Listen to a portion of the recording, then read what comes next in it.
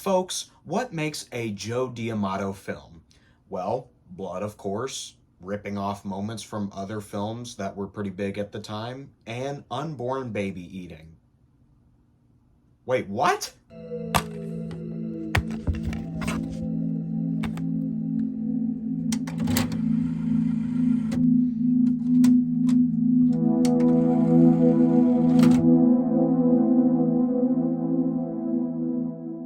You know what, folks? Brace yourselves. Things are gonna get weird. Let's start the movie. Jesus, no company logos or anything? Alright, Anthropophagous. The Savage Island? Yep, just like every other 80s Italian horror film, it has to have 50 fucking titles. Anyways, after the opening credits, we see a boyfriend and girlfriend walking along the beach with a dog that just kind of shows up.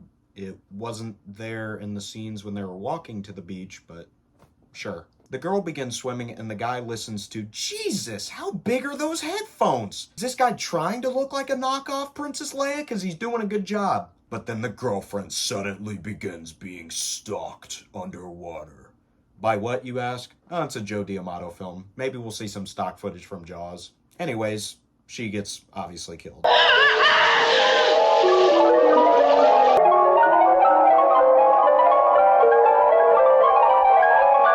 You know, considering we see an unborn baby get eaten later on, I expected more blood in that. But oh well, boyfriend's gotta go too. Fuck. Everybody's worried about sharks when they go to the beach. I'm worried about George Eastman coming out and slashing my face with a knife. But anyways, after that, we cut to our cast of characters who are genuinely so forgettable I don't even remember their names. And obviously one of them is pregnant. Don't worry, edgelords, we will get to that scene. But I want to see him eat the baby now! They're traveling to the island in which the boyfriend and girlfriend were killed in the beginning. Why, you ask? Well, because it's a slasher film. It wouldn't be a slasher film if the cast of characters didn't go to where the danger was located. I mean, let's be honest here. Would Jason Takes Manhattan be the same if Jason didn't show up in Vancouver? What did you say? I mean, Manhattan. Good. Fuck you. Anyways, they make it to the island after a long boat ride. The pregnant chick sprains her ankle. They find a hotel, and they also find out this chick who's like super scared and like knows that they're in danger. And that takes up 30 minutes by itself. I forgot to mention that this movie is really fucking boring. And then we finally see George Eastman in action.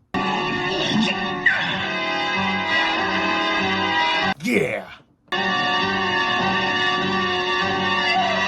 Wait, no, don't cut away, go back to it. No, please, can something just for the love of God happen in this movie? Oh, well, I got my wish. But what happens after that?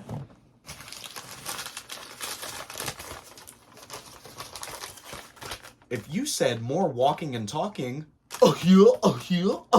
anyways, the husband of the pregnant wife finds out, she's gone.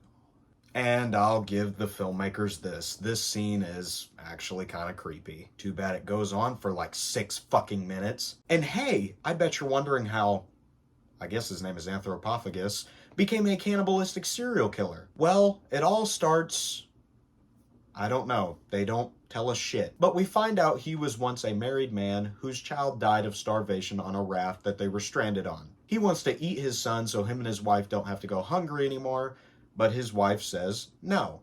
This causes him to accidentally kill her.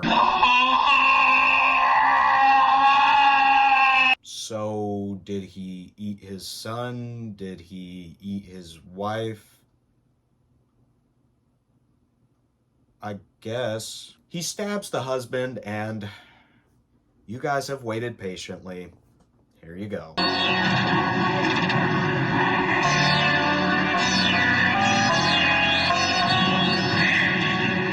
I'm I'm guessing the husband dies because, well, we don't see him again after this. Anthropophagous then goes into the house where Tisa Farrow's character and the chick who knew they were in danger are hiding out. This causes a short chase scene that ends with the chick who knew they were in danger getting her throat bit out. Yes, that's what I've called her this whole time.